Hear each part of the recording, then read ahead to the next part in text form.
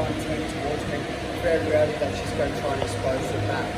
So I understand that the frame onto my hip and the frame onto my shoulder are the two obstacles that I have to deal with straight away. I want to attack the frame that's onto my shoulder. I don't want to get rid of the frame that's onto my hip. I've got two ways of doing this. Two major ways of doing this. The first one we're going to have a look at is just a roll technique. Some of you guys get a bit of pressure on your elbow and your forearm on this one. You might tap, it's not designed to tap, but every now and then we get the tap on it. So what happens is I have my cross-face side chop and my hands over. What I'm going to do is, in one motion is, I'm going to extend my left leg. I'm going to drop my left hip onto her arm. So if she's got a good frame with her right arm, and I'm having trouble, I extend, what I'm doing is I'm dropping onto the arm. Right, so you guys can't see. So from here, her right arm, the one that's on my hip, is the issue because that's going to create the space for her to move. So what I do is I'll turn my knee, I'll drop my foot down and I'll turn my foot. So my foot's going to roll up and I'll drop my hip. I'll just roll and I'll swing from this side here. So my partner now tries to bridge or lift his arm. I've got the block and it's hard for her to start moving with my hands here. If I put my knee here, I put the same and start to move up. It's really important that when I do this one thing, I do the second thing. Right? When you guys are just going right, because if you drop it down fast and forward, you're going to get like a bump over tomorrow, and you will get attacked. You know, like any time that do it but I'm trying to go. So cross-face side chop. So as my partner plays her right hand on my head, I turn my head, I turn my toes and my knees on the inside. When I drop, I'm facing that way. I swing, and I have my hand there. I make sure my head there's no thrust on my throat, so I make sure it's turned to the blade of thrust on my jaw. I make sure I'm cupping the leg. So from here, right arm, I turn my knee, my head, I drop my head. I back straight and I turn my head to make sure I'm facing this way here. As my partner tries to recover, I simply turn the legs over and make sure she's facing the opposite direction. Okay, one, two, three.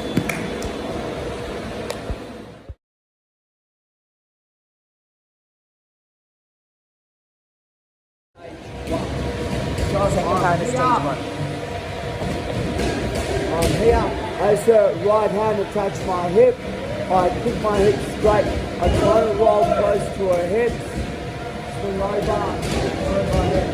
My partner's going to use their left hand and try to push the leg straight. I come up, my hand comes under, and go knee right and your right. So basically pick up the arm onto this side, and then my knee right on the opposite side. So we're here. So she kills my right arm from here. And I'm going to say, most commonly, people are going to go like that. Your hand comes around my armpit, and you simply walk around, put your knee on the side. I'll spin, so that. So from here, we're in the armbar position. You need to make sure you close the gap. So a lot of people, when they do this, they're popping high. It gives me a chance to come up, so you're popping low. From here, really important, we cross our heart with our hands. Nice and deep. Sit. The most common reaction from here is either the hitchhiker or the roll towards you. Either way, we're going to use our left hand in the girl's position if I roll towards you to catch my knee. So as I roll to rescue and catch my knee, we now flare our knees, sit backwards and shoulder roll your right shoulder towards the ground.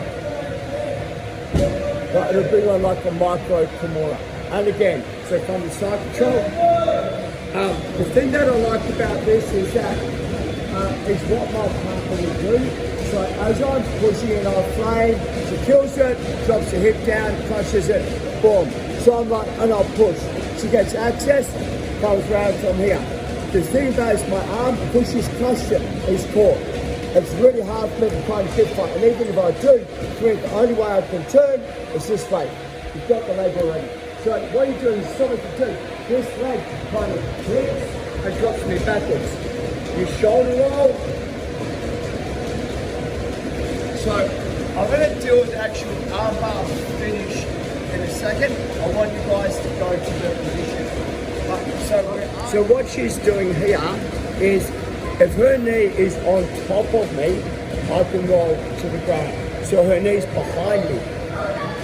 So if I try and get my knee to the ground, if I try and back at her knee's there. Does that make sense? It also means that her knee's floating into my ribs, which is quite painful. Second thing about it is we've got what we call a head scissors.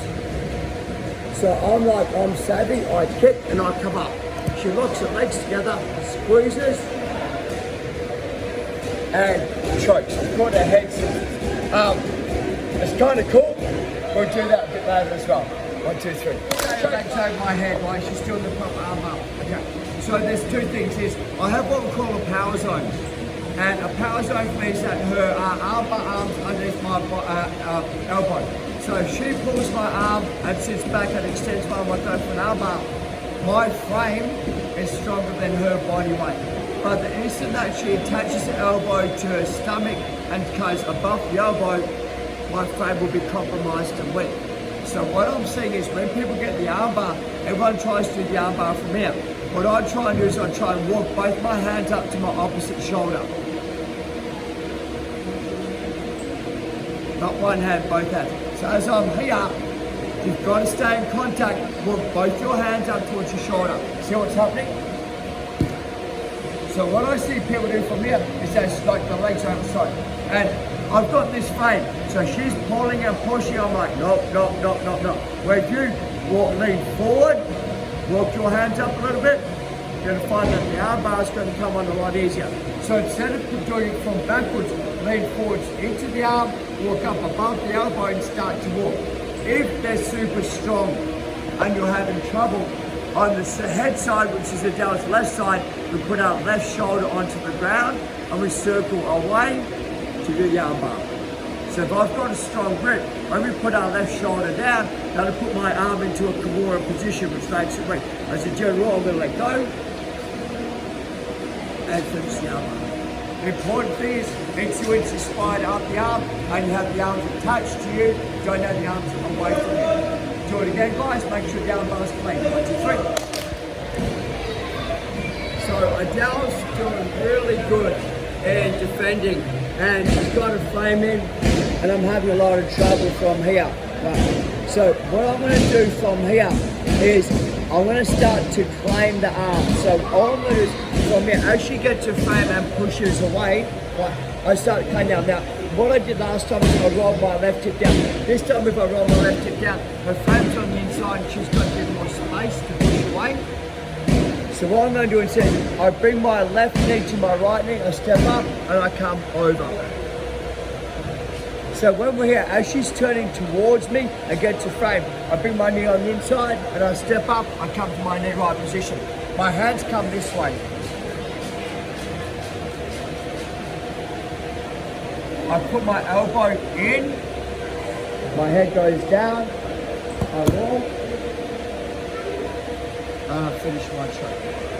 Fancy, but really easy to do. We're going to finish this choke from the top position as well. So that's the baseball choke. The thing I like about it, it frees the arms, which is really easy to do. So, choke number 2, which is going to be a little bit easier, is our cross-collar choke. This one, I don't have to roll. So as I mentioned, she gets a good frame on the inside, so I bring my knee in, I'm here. All I do is I step up from here. The dab on the cross collar is that it's hard to get, so normally I get this grip. What I'm going to do now is I take my right knee, my left knee, and I sit. So treat it like a cross collar choke. The second one is stepping the right way. So it goes up on side chop. So I help this through from my point of view is I do good jiu-jitsu apparently. So what I'm going to do is I'm going to go brick and push. So if you get it inside and she pins it. Right, instantly I want my arm back. So most people don't try and turn, it gives you access to my throat. See how far away my hands go? Hands go in. Now, my experience is, before she goes out, which is the correct thing, most people are going to try and roll right. So I'm going to hold this, I'm going to go yeah, and as I roll, your head down, bring the elbows together and choke. So So as they try to roll you over, we take the choke. And again, so I do good jiu-jitsu. As I'm here, I bridge, push, she kills it on the inside. I'm like, I create space, I give her access to my throat. This time I'm like, I realise it's a choke. I duck my shin. She takes her right knee to the left knee, drops the right elbow down, baseball slides, and chokes. So the opposite of the roll over is when they roll you over. The opposite of the baseball slide is when they don't roll you over. The key mechanic on the baseball, I want the mechanic like I'm swinging a lightsaber on the fence style. So, four fingers. And we bring our elbows together and we swing away. Whoa. Get the choke. Mount armbar, she puts her hands up. I control the hands, step both hands to the armbar. Mount armbar. So what we're going to do is from here, I get to the position where we're here. And she goes to push up. I put my leg on top and I take the mount armbar and I do it from north-south. So it's exactly the same mechanic, but I'm doing it from north-south. So what we found was when we get to here is I put my opposite here to this. So she'd try to push me, turn me around and allow me to start doing stuff to go. Because this is set up, step over, push the arms now, isolated. So there's a lot more stuff we can do with this on the long way armbar and the knee thread to get the arms and isolate the arms. I'm not going to do that tonight, but I'm going to have a look at a bit more detail on this kind of stuff a little bit later. Okay, right up guys, 1, 2, 3.